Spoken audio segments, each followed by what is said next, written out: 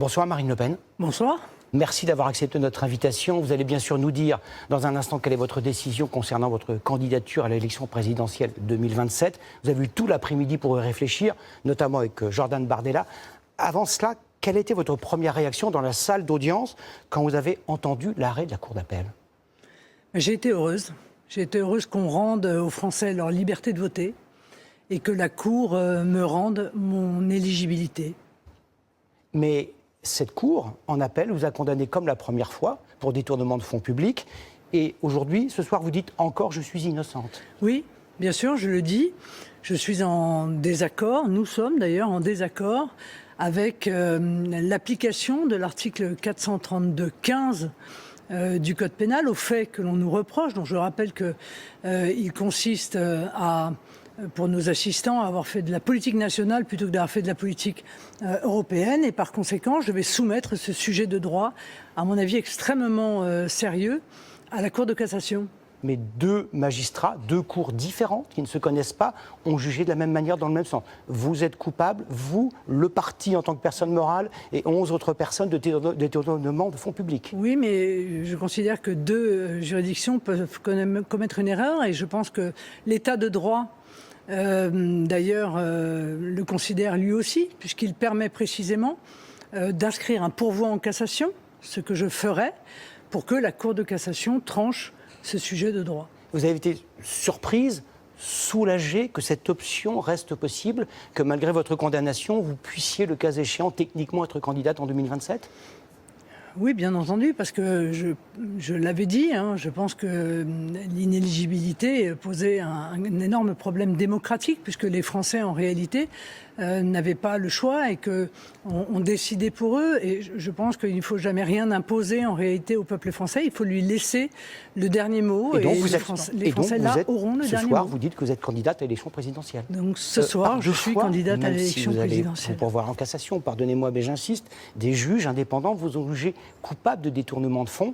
Est-ce que vous avez un mot d'explication, d'excuse auprès des contribuables français qui ont indûment payé les frais de fonctionnement du Rassemblement national ? Je viens vous dire ici que je considère que nous sommes innocents des faits qui nous sont reprochés et que ces faits ne peuvent pas recevoir la qualification de détournement de fonds publics. Une meilleure candidate que Jordan Bardella? Vous tressiez ses lauriers il y a encore quelques jours en disant qu'il était mature, compétent, dynamique.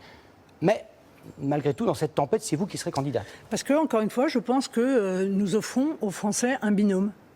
Un binôme président de la République et Premier ministre, s'ils nous font confiance, et que ce binôme, il a une véritable solidité, il est très fort de ses convictions, de l'habitude que nous avons de travailler ensemble depuis des années maintenant. Nous avons les solutions, nous les exprimons d'ailleurs aux Français tout au cours de la campagne, et je pense que ce binôme est gagnant, c'est un ticket gagnant en quelque sorte. Donc rien ne change, vous, dans l'hypothèse où vous seriez élue présidente de la République, Jordan Bardella serait votre Premier ministre. Bien sûr, et moi j'appelle les Français à venir rejoindre la plateforme que nous avons ouverte ce soir, marinelepen.com, pour venir soutenir cette campagne et pour participer activement à la campagne qui démarre. Les thématiques de campagne, à la lumière de ce qui vous est arrivé, de vos heures judiciaires, n'ont pas changé, ce seront les mêmes. C'est quoi? C'est la probité, le fait de parler à tous les Français? Mais enfin, encore une fois, partout où l'on regarde, les choses sont effondrées. Vous voyez, le pays,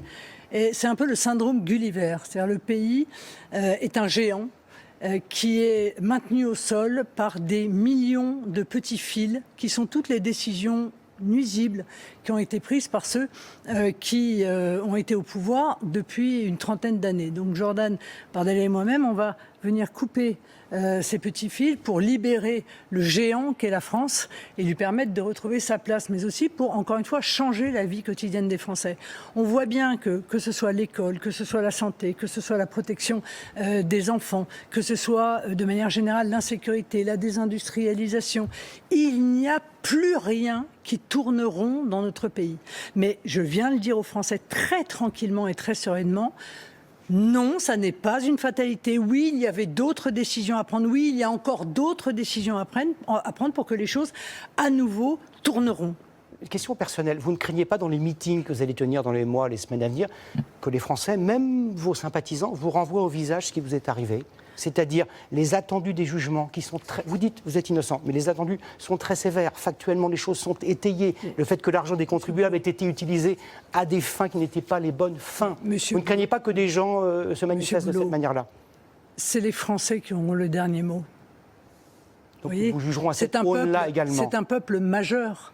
C'est lui qui aura le dernier mot. Or, vous noterez tout de même que, et je les en remercie, vraiment du fond du cœur, ils ont continué à exprimer à notre égard une confiance.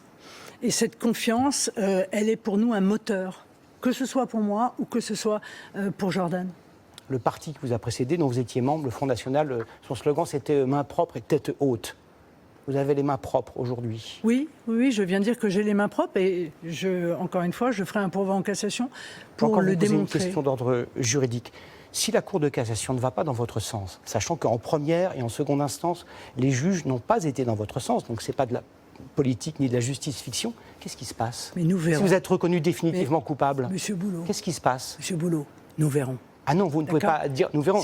La septième puissance mondiale peut-elle être gouvernée par une, présidée par une femme qui aurait cette épée de Damoclès? Les Français en seront juges, Monsieur Boulot.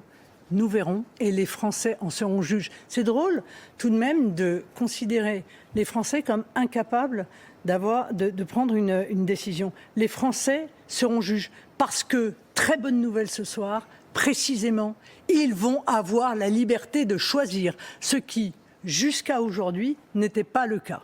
Alors, est-ce la méthode Coué de Marine Le Pen ou y a-t-il un scénario dans lequel, malgré tout, malgré vos dénégations, vous ne pourriez pas vous présenter en 2027 ?